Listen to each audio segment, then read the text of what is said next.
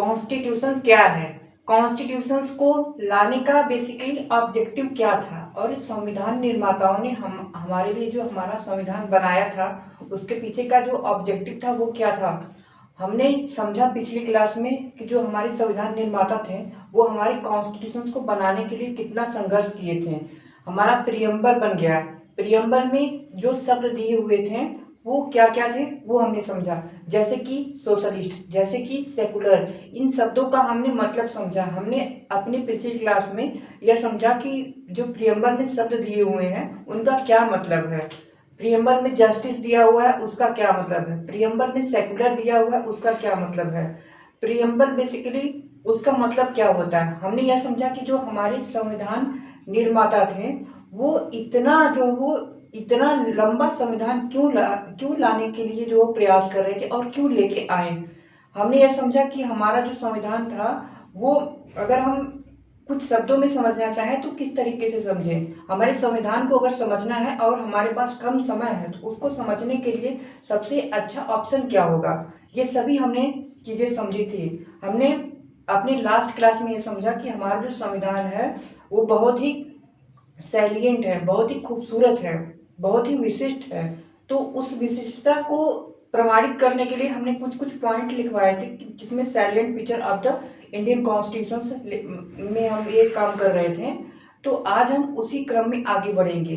बच्चों, मैं आपसे उम्मीद करता हूँ कि आप सभी अपनी तैयारी में लगे होंगे, ज़्यादा अपने दोस्तों से नहीं मिल रहे होंगे। आप मिल रहे होंगे तो आप अपने टीचरों से मिल रहे होंगे, आप अपनी तैयारी में लगे होंगे। ठीक है, आप पूरा मन लगाइए और वर्दी की तरफ आगे बढ़िए, वर्दी पहनिए, ताकि उससे आपके माता पिता का भी सम्मान हो और आपके देश का भी सम्मान बढ़े, देश का गौरव बढ़ाइए आप सभी। ठीक है, तो आप लोग तैयारी कीजिए, मन लगा के तैयारी कीजिए।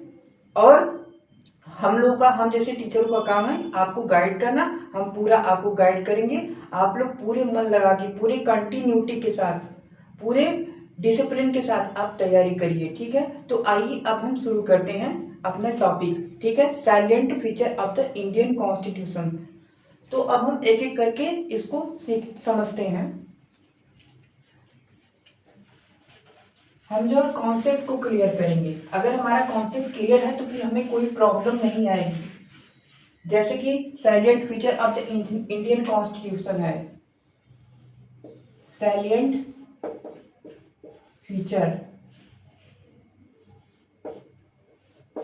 सैलिएंट फीचर हम लोग समझेंगे ऑफ इंडियन कॉन्स्टिट्यूशन।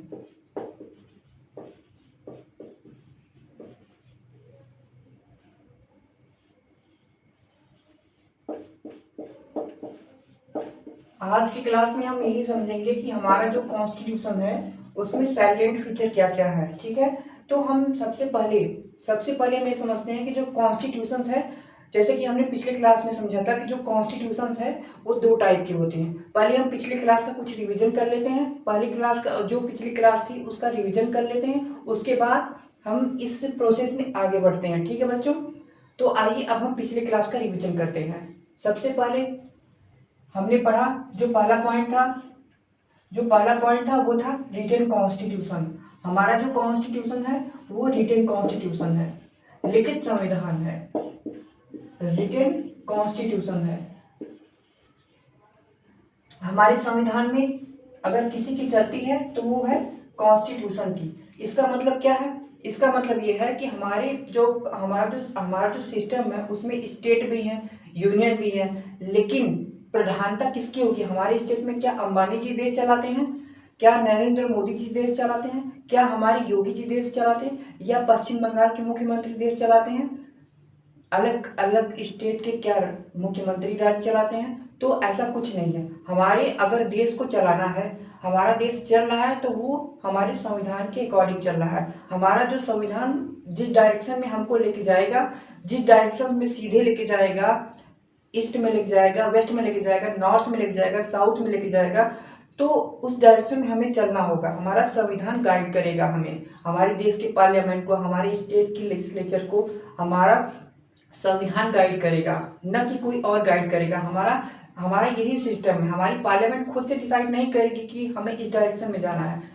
हमारी पार्लियामेंट को डायरेक्ट करने वाला हमारा कॉन्स्टिट्यूशन है। हमारा कॉन्स्टिट्यूशन हमारे पार्लियामेंट को डायरेक्ट करता है कि देखो पार्लियामेंट, आपको पावर तो मिल गई है, लेकिन आपको चलना उसी डायरेक्शन में है जिस डायरेक्शन में आपको डायरेक्ट मैं करूँ, उस डायरेक्शन में आपको चलना है। ठीक है, तो आप मेरी बात मानोगे। ठीक है, तो आप पार्लियामेंट हो, सही है, आपके पास पावर है, वो भी सही है, लेकिन आपकी जो पावर है ना, वो पावर मैंने दिया हुआ है। अब मैं बताऊंगा कि तुम्हें किस डायरेक्शन में चलना है। तो कॉन्स्टिट्यूशन इस तरीके से बोलता है। तो कॉन्स्टिट्यूशन में सबसे पहले जो हो गया वो रिटन कॉन्स्टिट्यूशन है।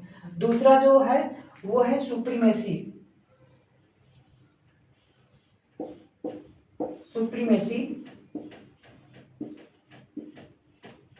Of constitution, supremacy of the constitution.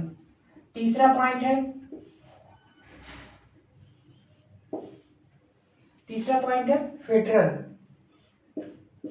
Federal system. Federal system है। अब इसको हम समझते हैं, फेडरल सिस्टम को हम समझ रहे थे पिछली क्लास में। अब हम इसको सही से डिकोड करते हैं, फेडरल सिस्टम क्या है। आइए अब हम इसको डिकोड करते हैं कि हमारा जो फेडरल सिस्टम क्या है। हमारे जो कॉन्स्टिट्यूशन में फेडरल सिस्टम दिया हुआ है वो क्या है। बेसिकली यह हमारे देश को तानाशाही से बचाता है कि अगर किसी एक के हाथ में पावर हो जाएगी, वो अगर मेजॉरिटी के हाथ में, जैसे मान लो कि अगर कोई एक पर्सन है उसके हाथ में सभी पावर को दे दिया जाए, तो वो उसका चांस है कि वो तानाशाही हो जाए। और इसी से बचाने के लिए, वो तानाशाही ना हो जाए, इससे बचने के लिए दो टाइप की गवर्नमेंट को बनाया गया। एक है यूनियन और दूसरी है स्टेट। कहने का मतलब है कॉन्स्टिट्यूशन के दो बच्चे, एक यूनियन और एक स्टेट। ठीक है, तो अब दोनों जो है वो दो कॉन्स्टिट्यूशन के बच्चे हैं। अभी इतना समझना है। कुल मिला के इनको जो है वो डुअल गवर्नमेंट बोलते हैं। इनको डुअल गवर्नमेंट बोलते हैं। हमारे देश में डुअल गवर्नमेंट है। दो प्रकार की सरकार है हमारे देश में। ठीक है, तो डुअल गवर्नमेंट है और वो दो प्रकार की सरकार है, एक यूनियन है और दूसरी स्टेट है। अब अगला हम लोग समझते हैं, अगला जो पॉइंट है इसमें,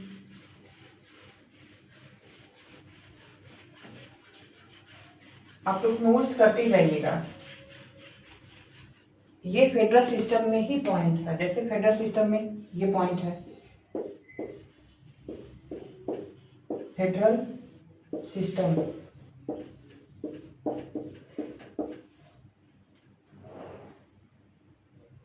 फेडरल सिस्टम पहला पॉइंट है डुअल गवर्नमेंट। Dual government. दूसरा पॉइंट है सुप्रीमेसी।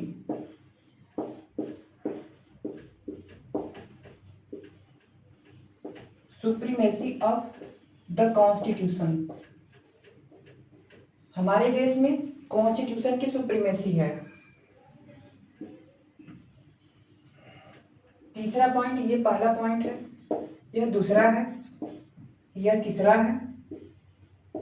तीसरा पॉइंट है कि हमारी जो कोर्ट हैं उनपे कोई पॉलिटिकल प्रेशर वगैरह, जो किसी का प्रेशर नहीं होता है, वो स्वतंत्र होकर काम करती हैं। उस पर ये नहीं है कि किसी पॉलिटिकल पार्टी का प्रेशर है या किसी सरकार का प्रेशर या किसी प्रभावी पर्सन का प्रेशर है, तो किसी का भी प्रेशर नहीं है। हमारी जो कोर्ट है वो स्वतंत्र होकर अपने काम को करती हैं, वो स्वतंत्र है अपने काम को करने में। तो इसीलिए बोला गया है कि हमारी जो सुप्रीम कोर्ट है, हमारी जो कोर्ट है, वो फेडरल सिस्टम के फीचर में आती हैं। ठीक है, तो फेडरल सिस्टम का जो फीचर है उसमें हमारी इंडिपेंडेंट जुडिशरी भी आती है। इंडिपेंडेंट। अब कल को अगर यही जो है वो जुडिशरी अगर इंडिपेंडेंट नहीं होती और हमारी पार्लियामेंट के हाथ में सारी पावर का कंसंट्रेशन होता, तो वो दिन दूर नहीं था कि हमारी जो सरकार है वो मेजॉरिटी में होती है, और मेजॉरिटी से ही तो बनी है हमारी सरकार। और वो दिन दूर नहीं था कि हमारी जो सरकार थी वो तानाशाही हो जाती, क्योंकि हमारी हमारी जो भी हो, एक सिस्टम हो, उसको देखने देखने के लिए, चेक करने के लिए कोई एक अलग सिस्टम होना चाहिए, ताकि एक जो सिस्टम है वो कुछ ऐसा ना करे जो देश के अगेंस्ट हो। हमेशा कुछ ना कुछ चेक एंड बैलेंस के लिए चीजें होनी चाहिए, कोई एक सिस्टम होना चाहिए जो चेक करे। पार्लियामेंट को कभी ऐसा ना लगना चाहिए कि वो सुप्रीम हो गया है। पार्लियामेंट को ये एहसास होना चाहिए कि अगर कोई भी लॉ बनाता हूं मैं, कोई भी लॉ बनता है पार्लियामेंट के द्वारा, तो उसको चेक करने का काम कोई एक और ऑर्गेनाइजेशन करेगा। कोई एक ऑर्गन है जिसको कॉन्स्टिट्यूशन ने क्रिएट किया है। उसको कॉन्स्टिट्यूशन ने जब क्रिएट किया तो उस ऑर्गन को यह जिम्मेदारी दी गई कि तुम जो हो देखना कि पार्लियामेंट कोई ऐसा लॉ न बनाए जो जनहित के खिलाफ हो, जो कॉन्स्टिट्यूशन के खिलाफ हो। तो इंडिपेंडेंट जुडिशरी हो गई हमारी। फिर चौथा पॉइंट है कि जो अभी तक तो हमने देखा कि ड्यूअल गवर्नमेंट आ गया है, कि हमारा जो है वो स्टेट में भी सरकार होगी और यूनियन में भी गवर्नमेंट होगी। अब इनकी जो पावर है, इनका जो कार्य क्षेत्र है, अगर डिवाइड नहीं होगा तो फिर दोनों के बीच में कॉन्फ्लिक्ट तो होना ही है। कॉन्फ्लिक्ट होगा तो फिर देश के जो जो मूल जो मूल ऑब्जेक्टिव था वो पूरा नहीं हो पाएगा। देश का जो मूल ऑब्जेक्टिव था वो था वेलफेयर करना। लेकिन जब स्टेट के और सेंटर के बीच, स्टेट के बीच, यूनियन के बीच कॉन्फ्लिक्ट होगा तो फिर कहाँ से वो वेलफेयर कर पाएंगे। जब ये युद्ध में बिजी रहेंगे तो वेलफेयर कहाँ से करेंगे।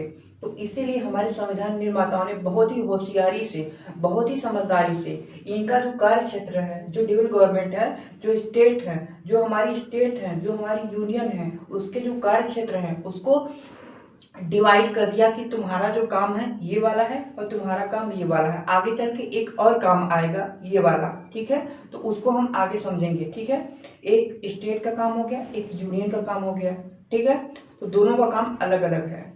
डिवीजन ऑफ पावर इसको बोलते हैं, इसको डिवीजन ऑफ पावर बोलते हैं, डिवीजन ऑफ पावर। ये हो गया डिवीजन ऑफ पावर। ठीक है, अब सरकार का जब डिवीजन हो जाए, सरकार की जो पावर है जब डिवीजन हो जाएगा तो कॉन्फ्लिक्ट होने की पॉसिबिलिटी मिनिमम हो जाएगी।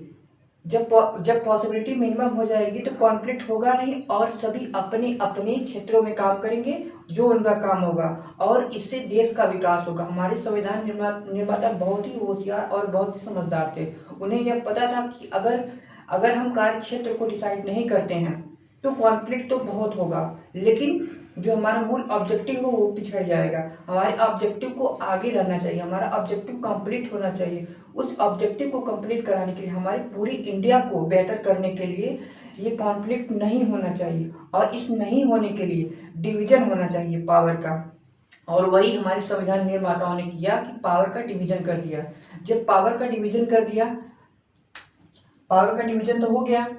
अब बात आई कि हाँ, अब इसका जो अगला फीचर है ये है तीसरा, ये चौथा है, ये पांचवा है, पांचवा पॉइंट है।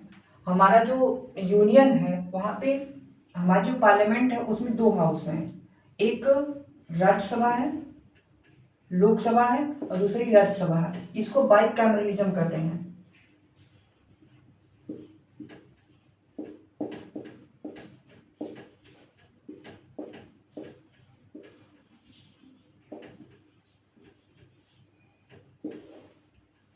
इसको बाइकैमरलिज्म कहते हैं।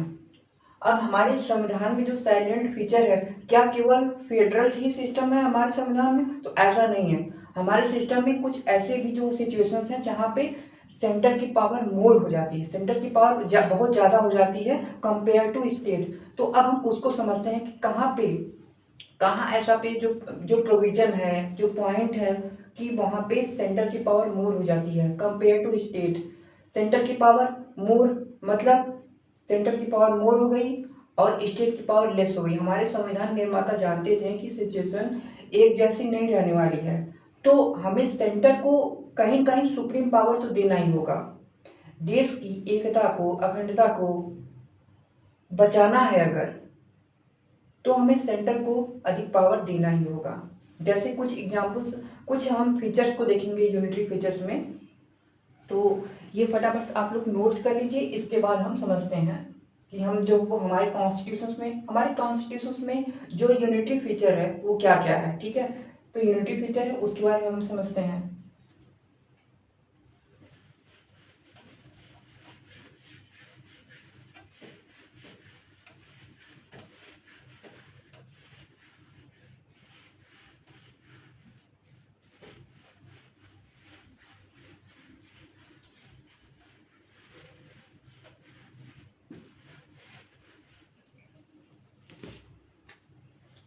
यूनिटरी फीचर, यूनिटरी फीचर या इसको सिस्टम भी बोल देते हैं, सिस्टम। तो चलिए अब हम यूनिटरी सिस्टम के बारे में समझते हैं। जैसे कि मान लो कि कल को कोई स्टेट बोलने लगे कि मेरे को जो है वो मेरा संविधान चाहिए, मेरा संविधान चाहिए, मेरी सिटीजनशिप चाहिए, तो क्या ये ऐसा पॉसिबल है?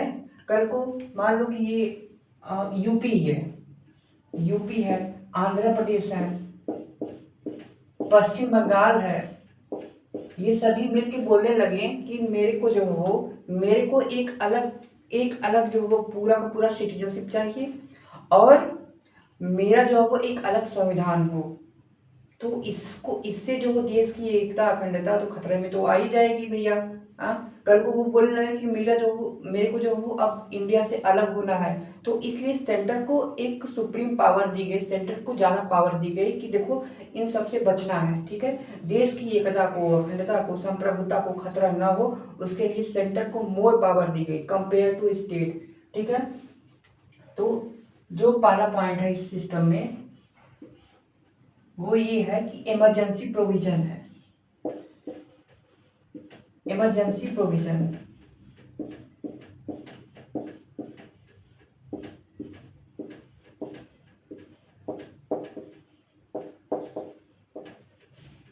ये पहला पॉइंट है। मान लो कि देश में इमरजेंसी लग गई तो उस टाइम पे सेंटर के पास मोर पावर हो जाती है कंपेयर टू स्टेट। इमरजेंसी को हम डिटेल में पूरा समझेंगे, आप लोगों को चिंता करने की जरूरत नहीं है, आप चिंता ना करिए बच्चों। इमरजेंसी को हम पूरे डिटेल में समझेंगे कि जो इमरजेंसी है वो किस ग्राउंड पे लगती है, कौन लगाता है, इमरजेंसी में प्रेसिडेंट का क्या रोल होता है, इमरजेंसी में सुप्रीम कोर्ट क्या कर सकती है, इमरजेंसी में स्टेट की क्या पावर रहती है, इन सभी चीज़ों को हम समझेंगे। फिर हम समझेंगे कि इमरजेंसी में जो ग्राउंड होता है, इमरजेंसी के टाइप कितने होते हैं, ये सभी हम समझेंगे। इमरजेंसी का जो हम एक अलग चैप्टर पढ़ेंगे उसमें हम समझेंगे कि इमरजेंसी से जो रिलेटेड प्रोविजन है वो क्या क्या है। ठीक है, अभी हमें समझना है कि जो यूनिटरी सिस्टम है उसका एक फीचर है इमरजेंसी। इमरजेंसी में सेंटर के पास मोर पावर हो जाती है कंपेयर टू स्टेट। ठीक है, तो ध्यान ये रखना है कि हम अभी यह पढ़ रहे हैं कि सेंटर के पास कहाँ कहाँ पे पावर जो है वो, सेंटर के पास कहाँ कहाँ पे पावर ज्यादा होगी कंपेयर टू स्टेट। ठीक है, तो इमरजेंसी प्रोविजन में भी जो सेंटर, जो हमारी यूनियन है, उसके पास पावर ज्यादा होगी। देखो बच्चों, पहला ये पॉइंट हुआ कि इमरजेंसी प्रोविजन हो गया। दूसरा पॉइंट है सिंगल सिटीजनशिप होगी। सिंगल सिटीजनशिप,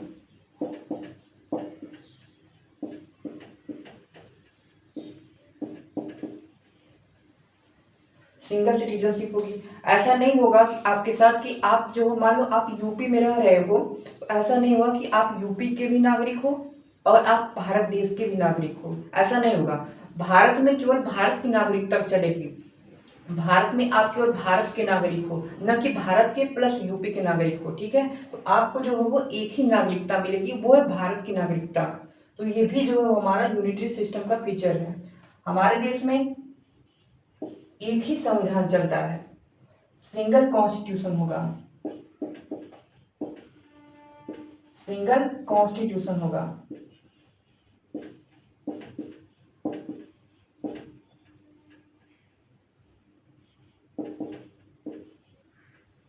हमारे देश में सिंगल कॉन्स्टिट्यूशन होगा, वो ऐसा नहीं हुआ कि हमारे जो राज्य हैं उनका कॉन्स्टिट्यूशन अलग अलग हो जाएगा, हमारे राज्य की सिटीजनशिप अलग अलग हो जाएगी, तो ऐसा कुछ नहीं है। ऐसा नहीं है। उनको जो वो भारत के उनको जो वो जो भी स्टेट में रहते हैं वो भारत के हैं। भारत के अंदर अगर वो स्टेट है तो वो भारत के अंदर है, वो भारत के नागरिक हैं। आप भारत के नागरिक हो, आप भारत के संविधान के अंतर्गत चलते हो, न कि यूपी न कि ये यूपी स्टेट के कॉन्स्टिट्यूशन के अकॉर्डिंग चलते हो, न कि, क्योंकि जो वो सिंपल सी बात है कि भारत देश में जो वो एक ही संविधान है। आप जो वो पूरे भारत में एक ही संविधान को अप्लाई करते हो। आप ये नहीं कर सकते हो कि आपका संविधान, आपके स्टेट का संविधान वो भारत की जो संविधान है वो भारत के संविधान से अलग है। आप जो वो आप इंडिया में कहीं पे भी रह लो, लेकिन इंडिया का कॉन्स्टिट्यूशन एक ही है। हर जगह इंडिया के हर स्टेट में, हर यूटी में इंडिया का ही कॉन्स्टिट्यूशन चलता है, न कि उस राज्य का कॉन्स्टिट्यूशन चलता है। ठीक है, तो ये पॉइंट हो गया। अब हम चौथा पॉइंट देखते हैं, अपॉइंटमेंट ऑफ द गवर्नर, जिससे हमेशा विवाद ही रहता है। अपॉइंटमेंट ऑफ द गवर्नर, देखो बच्चों, वैसे बात ये है ना, इसमें पॉइंट यह है कि इसको अपॉइंट करने वाला यूनियन है, इसको अपॉइंट करते हैं प्रेसिडेंट साहब। अब बात यहाँ पे ये आ जाती है कि जब ये रिपोर्ट दे देते हैं, मान लो कि सेंटर ने कोई भी अपनी इच्छा बताई स्टेट को कि ये तुम्हें पूरा करना है। अब वो स्टेट ने यह कहा कि ये बार बार बोल रहा है, बार बार बोल रहा है कि ये मेरी इच्छा है। जो स्टेट है, सेंटर ने बोला कि देखो स्टेट, मान लो यूपी से ही बोला या हमारी वेस्ट बंगाल से ही बोला कि देखो हमारी जो वो ये चाहत है कि आप यह काम करो, ठीक है, लेकिन स्टेट ने कहा कि नहीं नहीं, हम तो नहीं एग्री करते हैं, ऐसे नहीं, ऐसे नहीं होगा, ऐसे नहीं होगा, हम एग्री नहीं करते हैं। तो तब सेंटर क्या करेगा, क्योंकि सेंटर तो चौधरी है। अब सेंटर यह सोचेगा कि यह कैसे मेरी बात को नहीं माना, मेरी बात को टाल रहा है। तो अब कुछ सेंटर के जो है वो लोग जो इकट्ठा होंगे, बातचीत होगी कि बताओ क्या करना है उसके साथ, स्टेट के साथ, उस स्टेट के साथ, क्योंकि उस स्टेट को मैंने एक प्रपोजल दिया था, एक बात कही थी ये पूरा करने के लिए कि तुम यह पूरा करो, लेकिन उस स्टेट ने बात नहीं मानी। हमारे पास इतनी पावर है, इतनी पावर है, उसके बावजूद यह स्टेट जो है वो हमारी बात नहीं मान रहा है। तो फिर अब बताओ कि क्या करना चाहिए। सिंपल सी बात आएगी कि देखो, तुम जो है वो स्टेट के गवर्नर से कहो कि तुम जो है वो गवर्नर साहब, आप एक काम करो, एक रिपोर्ट भेजो मेरे को मतलब प्रेसिडेंट को रिपोर्ट भेजो कि जो ये स्टेट है, फलाना स्टेट है जिसने हमारी बात नहीं मानी थी, वो कॉन्स्टिट्यूशन के अकॉर्डिंग चल नहीं रहा, स्टेट मशीनरी उसकी फेल हो गई है। बस इतना ही कहने पे, जब इतना कह दिया गवर्नर साहब ने जब इतना कह दिया तो स्टेट की मशीनरी फेल हो गई। इसका मतलब है कि स्टेट जो है वो अब गया। इसका मतलब है कि यूनियन की पावर अब वहां पे अप्लाई होगी। इसका मतलब है कि वहां पे प्रेसिडेंट रूल अप्लाई हो जाएगा। यानी स्टेट तो गया। तो वही बात है। तो यह दर्शाता है कि यूनिटरी पावर में अपॉइंटमेंट आपके गवर्नर भी आते हैं। यूनिटरी पावर मतलब क्या, सेंटर की पावर मोर हो गई। सेंटर की पावर मोर मतलब कैसे होगी, अपॉइंटमेंट ऑफ द गवर्नर कौन करते हैं, और गवर्नर तब तक ही गवर्नर है जब तक कि प्रेसिडेंट साहब का आशीर्वाद है। यह भी पॉइंट है, तभी तो यूनिटरी फीचर में आते हैं। यूनिटरी फीचर में आ गए, चौथा पॉइंट आ गया। अब हमारा जो है वो पांचवा पॉइंट है।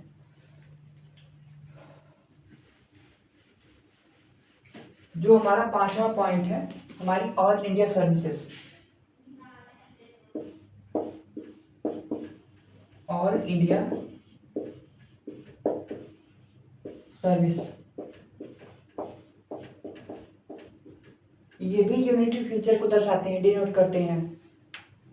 पांचवा पॉइंट ये हो गया। हमारा छठवां पॉइंट ये हो गया कि no equality in state representation.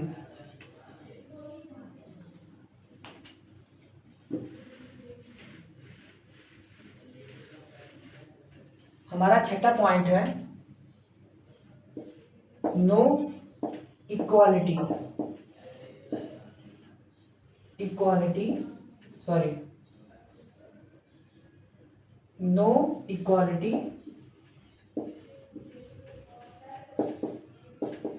In state representation.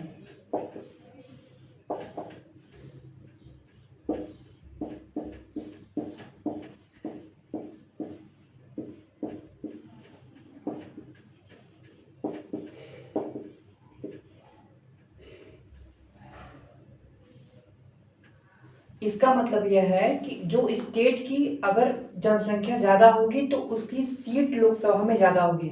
जिस स्टेट की पॉपुलेशन कम होगी उस स्टेट की लोकसभा में जो सीट है ना वो कम होगी। तो कहने का मतलब यह है कि अगर ज्यादा पॉपुलेशन हो गई स्टेट की तो ज्यादा सीट होगी लोकसभा में, कम अगर पॉपुलेशन है उस स्टेट की तो लोकसभा में कम सीट होगी उस स्टेट की। बस इतना मतलब है इसका। तो ये भी तो यूनिटरी फीचर को दर्शाता है। यूनिटरी फीचर मतलब मेजोरिटी। सिंपल बात है, पावर की मेजोरिटी कहाँ पे आ रही है। तो सिंपल बात यह है कि यहाँ पे भी तो पावर की मेजोरिटी एक ही जगह पे कॉन्सेंट्रेट हो रही है कि जहाँ पॉपुलेशन है, पॉपुलेशन अगर उस स्टेट की ज्यादा है तो उसकी जो है वो ज्यादा चलेगी लोकसभा में, उसकी सीट जो हो ज्यादा होगी लोकसभा में, चलेगी नहीं, उसकी जो सीट है वो लोकसभा में ज्यादा होगी। अगर मान लो कि एक एग्जाम्पल ले लेते हैं, किसी भी स्टेट की पॉपुलेशन 2 लाख है या 50 लाख है, कुछ भी मान लीजिए, हाइपोथेटिकल मान लेते हैं, अगर इतना है तो 2 लाख और 50 लाख, 2 लाख और 50 लाख, तो 50 लाख की जो सीट है उस स्टेट की जो सीट है वो लोकसभा में कंपेयर टू 2 लाख ज्यादा होगी। मतलब कि 2 लाख से और 50 लाख से दोनों से कंपेयर करें, किसकी सीट ज्यादा होगी लोकसभा में। ऐसा नहीं कि इक्वल होगी, इक्वल इक्वल सीट नहीं होगी। लोकसभा में 50 लाख जो पॉपुलेशन है उसकी जो सीट है वो ज्यादा होगी लोकसभा में। ठीक है, तो हमारा जो है वो फेडरल सिस्टम हो गया, यूनिटरी सिस्टम हो गया। अब हम ये समझते हैं कि हमारा जो कॉन्स्टिट्यूशन है, जो कॉन्स्टिट्यूशन है उसमें अमेंडमेंट किस टाइप का होता है। अमेंडमेंट मतलब कि अगर मान लो कि संविधान निर्माता ने जो भी बनाया था तो अगर उसमें कुछ अमेंडमेंट करना है, कुछ सुधार करना है, कुछ संशोधन करना है, तो क्या वो आसान है या नहीं है, इस सब चीजों को हमें पढ़ना है। हमने किस टाइप के मॉडल को लिया है, क्योंकि हमने यूपी को भी देखा है, कई चीजें हमने यूपी से ली हुई हैं और कई चीजें हमने अमेरिका से भी ली हुई हैं। हम दोनों से ही कंपेयर करेंगे, एक यूएस और एक हमारा यूके। हमारा यूके इसलिए बोल रहा हूँ क्योंकि इसने हमें एक्सप्लॉइट किया था। ठीक है, तो जो एक्सप्लॉइट करता है उसको कैसे बोल सकते हैं।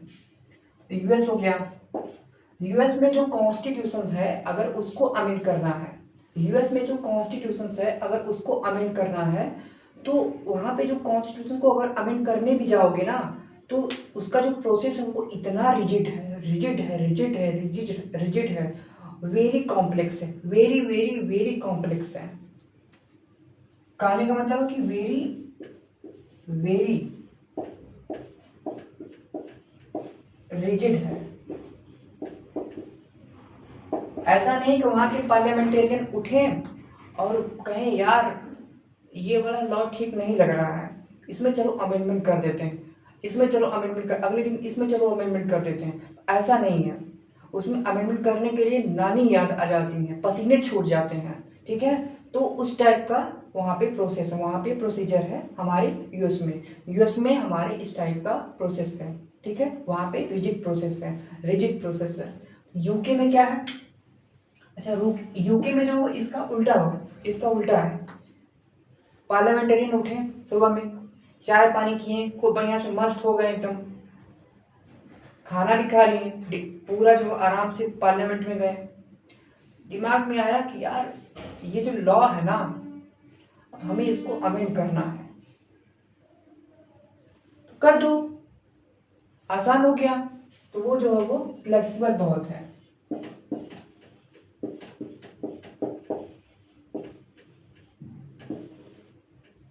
वहां पे लॉ इस तरीके से है कि जैसे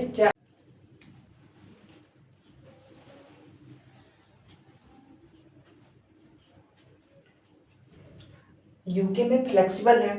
जब यूके में फ्लेक्सिबल है तो हमारे संविधान निर्माताओं के पास एक बहुत ही बहुत ही कठिन समय आ गया कि हमारा जो संविधान है वो कौन सी अप्रोच को फॉलो करे, ये वाला अप्रोच या ये वाला अप्रोच।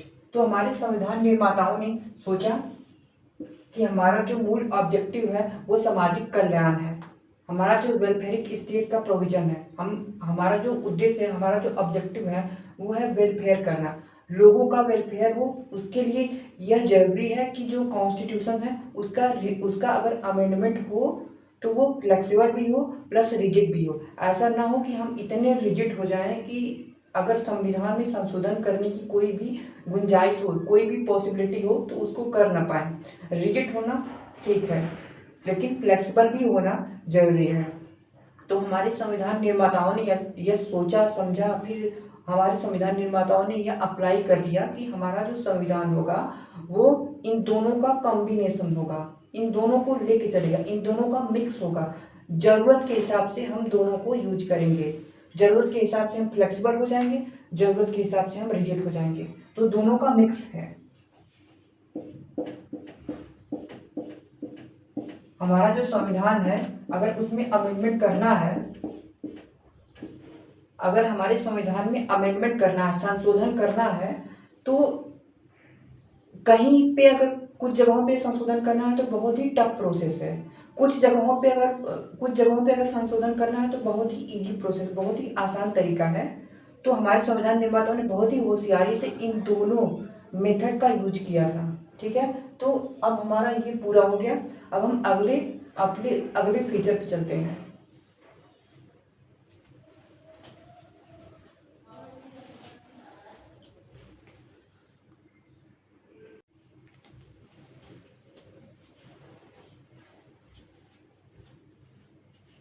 दोनों का मिक्स था। फ्लेक्स हमारे संविधान निर्माताओं ने यह सोचा कि हम दोनों का मिक्स का जो अप्रोच है वो अपनाएंगे ताकि जरूरत पड़ने पर हम दोनों का यूज कर सकें। तो इसलिए हमारे संविधान निर्माताओं ने इन दोनों को अपना लिया था, दोनों का यूज करने के लिए मान गए थे कि हम जरूरत पड़ने पर रिजिड भी रहेंगे और जरूरत पड़ने पर फ्लेक्सिबल भी रहेंगे। ठीक है, तो अब हम अगला जो है वो फीचर समझते हैं।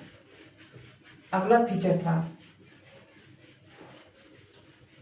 जैसा कि हमने फेडरल सिस्टम में पढ़ा था, फेडरल सिस्टम में जो फीचर था उसमें पढ़ा था कि जो गवर्नमेंट है वो डुअल प्रकार की थी, और वो इसलिए थी कि जो पावर है, पावर का सेंट्रलाइजेशन ना हो, जो पावर है उसका सेंट्रलाइजेशन ना हो।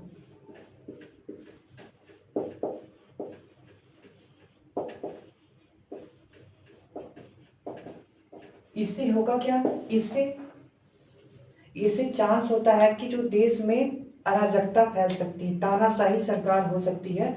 तो इस चीज को अवॉइड करने के लिए हमारे संविधान निर्माता ने यूनियन को भी पावर दी, स्टेट को भी पावर दी। फिर हमारे जो संविधान निर्माता थे वो एक स्टेप आगे भी संविधान निर्माता हमारा जो सिस्टम था उसमें एक स्टेप और आगे जाया गया, एक स्टेप और आगे चला गया। हमारे संविधान निर्माताओं ने यूनियन एंड स्टेट तो बना दिया, यूनियन एंड स्टेट का कॉन्सेप्ट आ गया था, लेकिन उससे आगे जाके हमारे संविधान संशोधन में भी ये प्रावधान आया कि हमारा जो सेंट्रलाइजेशन से डिसेंट्रलाइजेशन का जो हमारा मुहिम चल रहा है उसमें एक और चीज जोड़ी जाए। जैसे एक था हमारा यूनियन, दूसरा था स्टेट, तीसरा होगा गांव लेवल पे, विलेज लेवल पे, तो उसको 3 टायर गवर्नमेंट बोला गया। 3 टायर गवर्नमेंट। पहला आप जानते हैं यूनियन गवर्नमेंट, मतलब केंद्र में, दूसरी गवर्नमेंट स्टेट की गवर्नमेंट थी, तीसरी गवर्नमेंट लोकल गवर्नमेंट।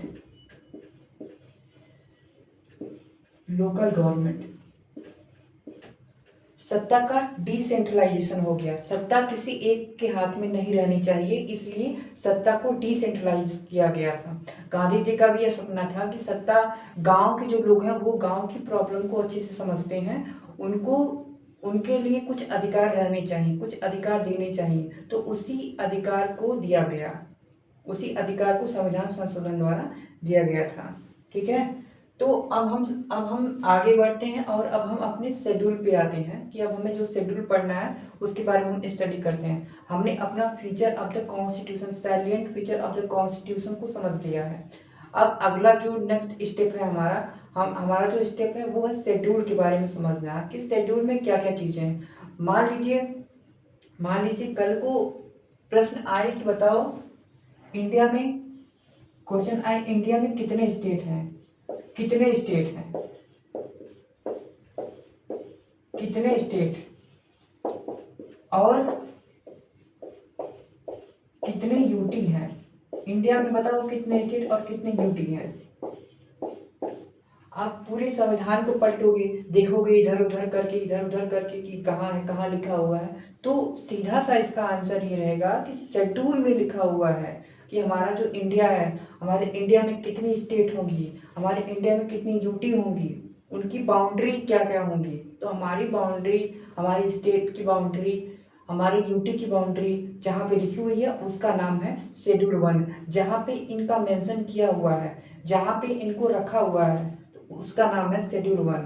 तो schedule 1 basically is talking about state and UT. Schedule 1 is talking about how many state and UT in India. Bharat में कितने राज्य हैं, भारत में कितने यूटी हैं, उसके बारे में अगर कोई भी शेड्यूल बात करता है तो वो है शेड्यूल 1। ठीक है, तो हमारा शेड्यूल 1 जो है वो talking about state and UT, how many state and how many UT in India. Bharat में कितने राज्य, आई डोंट नो। भारत में कितनी यूटी, आई डोंट नो। फिर पता करना हो तो कहाँ जाके पता करेंगे, तो शेड्यूल 1 में जाके पता करेंगे।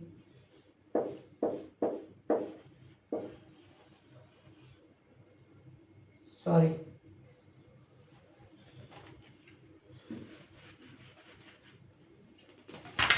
शेड्यूल में शेड्यूल 1, इसको 1 नहीं, ऐसे नहीं लिखेंगे, 1 जो है वो गलत है। इसको 1 अगर ऐसे कोई लिख दिया है तो इसका मतलब है कि वो जो है वो गड़बड़ कर रहा है। इसका मतलब कि उसको कॉन्स्टिट्यूशन की सही जानकारी नहीं है। उसको ऐसे लिखना, या तो रोमन लैंग्वेज में लिख लो या तो ऐसे लिखो शेड्यूल 1। ठीक है, schedule 1 is talking about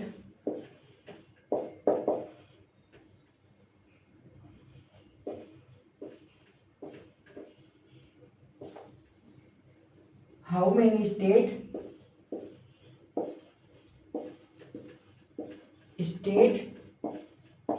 and UT in India।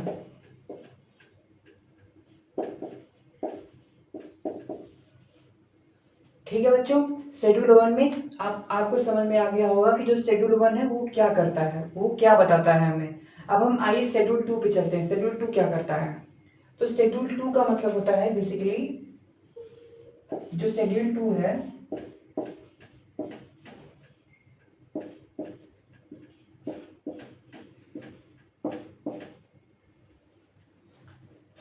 Schedule 2 is talking about salary and allowance. हमारे जो कॉन्स्टिट्यूशन बॉडी हैं, हमारे जो प्रधानमंत्री, हमारे जो जैसे राष्ट्रपति साहब हैं, वाइस प्रेसिडेंट हैं, फिर जो हमारे जो वो उपराष्ट्रपति साहब हैं, चेयरमैन साहब हैं, कॉन्स्टिट्यूशनल बॉडी जो हैं, उनकी कितनी सैलरी होंगी, उनकी क्या क्या अलावेंस होंगी, तो वो शेड्यूल 2 में दिया हुआ है, सैलरी एंड अलावेंस। बच्चों यहां से एक प्रश्न बन सकता है कि क्या हमारे जो उपराष्ट्रपति हैं उनको शेड्यूल 2 में सैलरी के लिए मेंशन किया हुआ है कि नहीं किया हुआ है।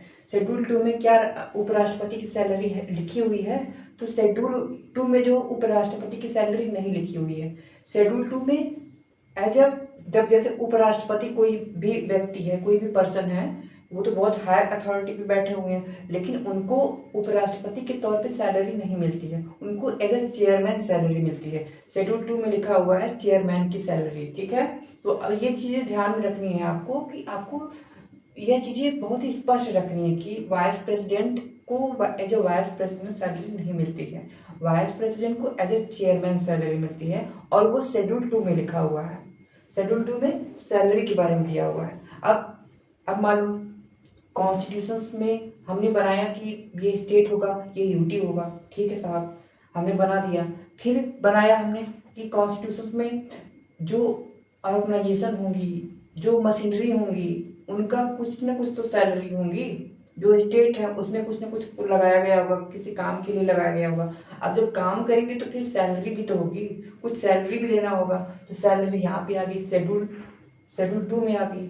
अब जब सैलरी ले रहे हैं और काम कर रहे हैं, तो इसकी क्या गारंटी है कि वो हमारे लिए ही सही से काम कर रहे हो, हमारे हित में काम कर रहे हो। तो इस गारंटी को सुनिश्चित करने के लिए हमारा जो शेड्यूल 3 आया कि आप पहले ओथ लो, अफर्मेशन लो, तब हम आपको सैलरी वगैरह जो है वो सही से देंगे, ठीक है। ऐसे नहीं सैलरी मिलेगी।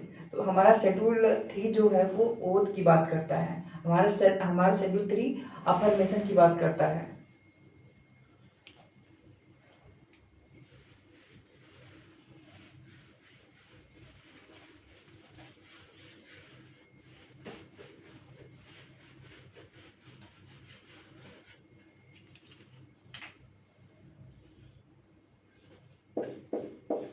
Schedule 3 oath and affirmation.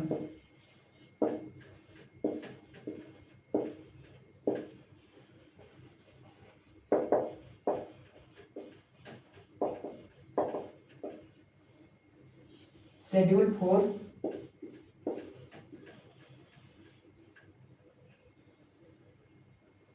ऐसे जब भी कोई लिखे तो फिर समझ जाओ कि गड़बड़ मामला है। शेड्यूल 3 लिख लो,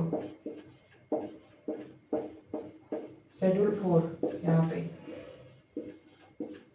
शेड्यूल 4 का क्या करता है, इसका क्या काम है? शेड्यूल 4 का काम ये है कि जो स्टेट है उनकी राज्यसभा में कितनी सीट होगी, राज्यसभा में सीट स्टेट की।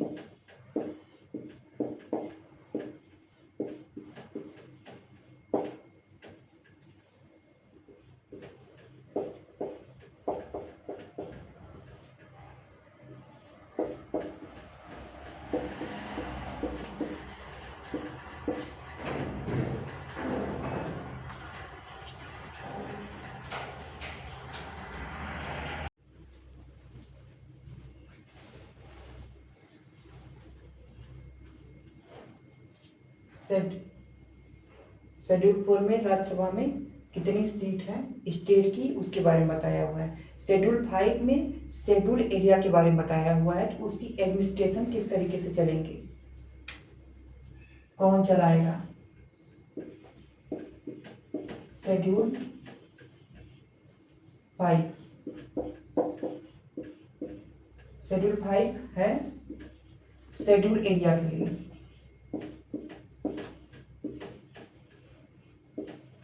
शेड्यूल एरिया का एडमिनिस्ट्रेशन, और शेड्यूल 5 में ट्राइबल एरिया का एडमिनिस्ट्रेशन है।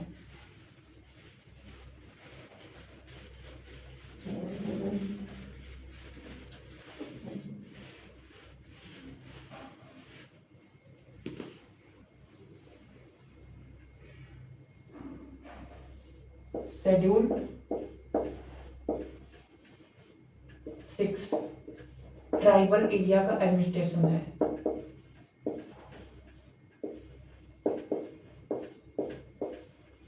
एएमटीएम में, बेसिकली ये एएमटीएम में जो ट्राइबल एरिया है उसकी एडमिनिस्ट्रेशन से रिलेटेड है। एएमटीएम का असम, मेघालय, त्रिपुरा और मिजोरम है। ये असम है, A for Assam, M for Meghalaya,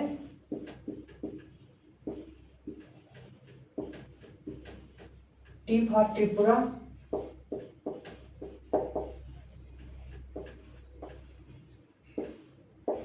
for Manipur.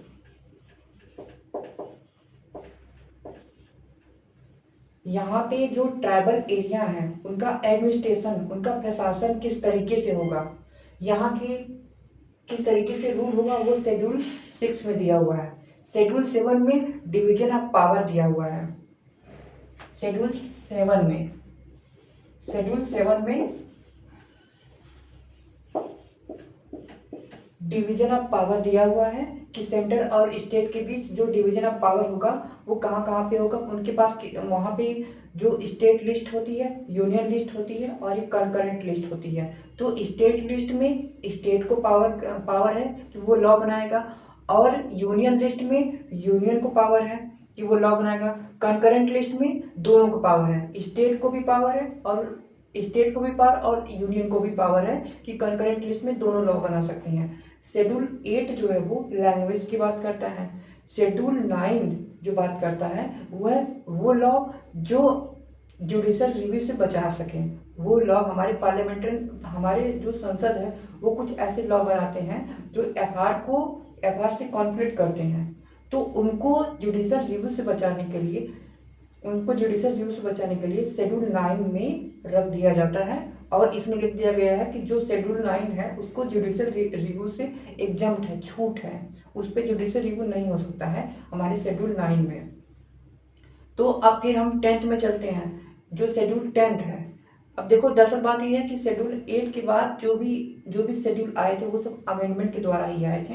तो हमारा जो 9th शेड्यूल है उसको जो है वो पहले संविधान संशोधन द्वारा 1951 में ऐड किया गया था। 1951 में शेड्यूल 9 था जुडिशियल रिव्यू से छूट।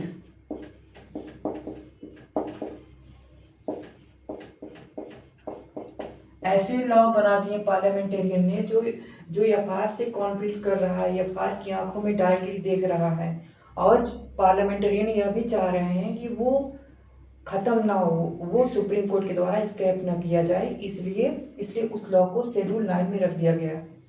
पहला कॉन्स्टिट्यूशन हुआ, पहले कॉन्स्टिट्यूशन के द्वारा 1951 में इसको ऐड किया गया शेड्यूल के श्रेणी में।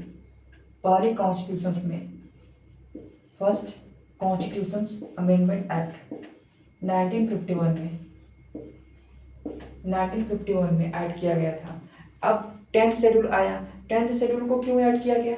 10th शेड्यूल को इसलिए ऐड किया गया क्योंकि यह देखा गया था कि हमारे जो लॉ मेकर हैं वो टप्पा खा रहे हैं इधर से उधर। वो कभी इधर जा रहे हैं, कभी उधर जा रहे हैं, कभी उधर जा रहे हैं, कभी एक पार्टी में कभी दूसरे पार्टी में। तो पार्टी में जो है बदली कर रहे हैं, दल बदल कर रहे हैं, दल बदलू हो गए थे। एक तरीके से यह कहा जाए कि वो दल बदलू हो गए थे। तो उस दल बदलू को रोकने के लिए, दल बदल को रोकने के लिए हमारे संविधान में संशोधन किया गया और 10th शेड्यूल को लाया गया था। ये हमारा जो संविधान संशोधन था ये 52वां संविधान संशोधन था। 1985 में इसको लाया गया था। हमारा जो 10th शेड्यूल था, 10th शेड्यूल, इसको लाया गया 52वां कॉन्स्टिट्यूशन अमेंडमेंट एक्ट के द्वारा 1985 में। 11th शेड्यूल था पंचायत के बारे में। फिर 12th शेड्यूल था म्यूनिसिपैलिटी के बारे में। 11th शेड्यूल को जो ऐड किया, जो संविधान संशोधन के द्वारा ऐड किया गया, 73rd संविधान संशोधन के द्वारा ऐड किया गया था 1992 में। 1992 में इसको भी ऐड किया, 73rd को ऐड किया गया। फिर इसमें जो वो 73rd अमेंडमेंट एक्ट किया गया, 74th अमेंडमेंट एक्ट किया गया। दोनों अमेंडमेंट हुए, 2 बार अमेंडमेंट हुए, 73rd amendment act, 74th amendment act, constitution amendment act. इसको हम समझते हैं। इसमें क्या था,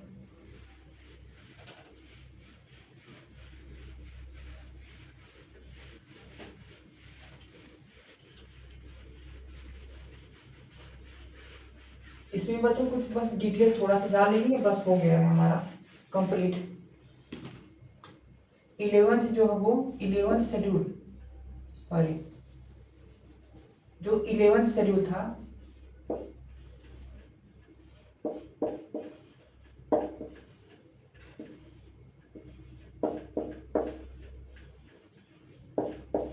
इसको 73rd अमेंडमेंट एक्ट के द्वारा ऐड किया गया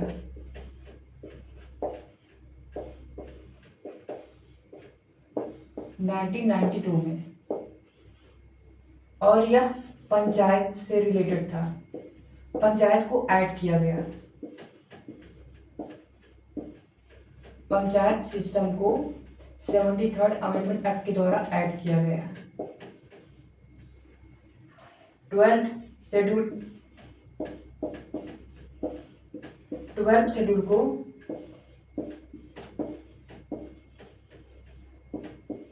74th कॉन्स्टिट्यूशन अमेंडमेंट एक्ट 1992 के द्वारा ऐड किया गया था। ये दोनों जो प्रोविजन थे, ये दोनों जो सिस्टम थे, उनको कॉन्स्टिट्यूशन संविधान संशोधन द्वारा ऐड किया गया। 1992 में ऐड किया गया। 73rd अमेंडमेंट हुआ, 74th अमेंडमेंट हुआ। इन दोनों को अपनी पावर दी गई, इनके अपने सब्जेक्ट थे। एक में 29 सब्जेक्ट था और एक में 18 सब्जेक्ट थे। 29 सब्जेक्ट पंचायती सिस्टम का था और 18 सब्जेक्ट ये म्युनिसिपैलिटी है, म्युनिसिपैलिटी।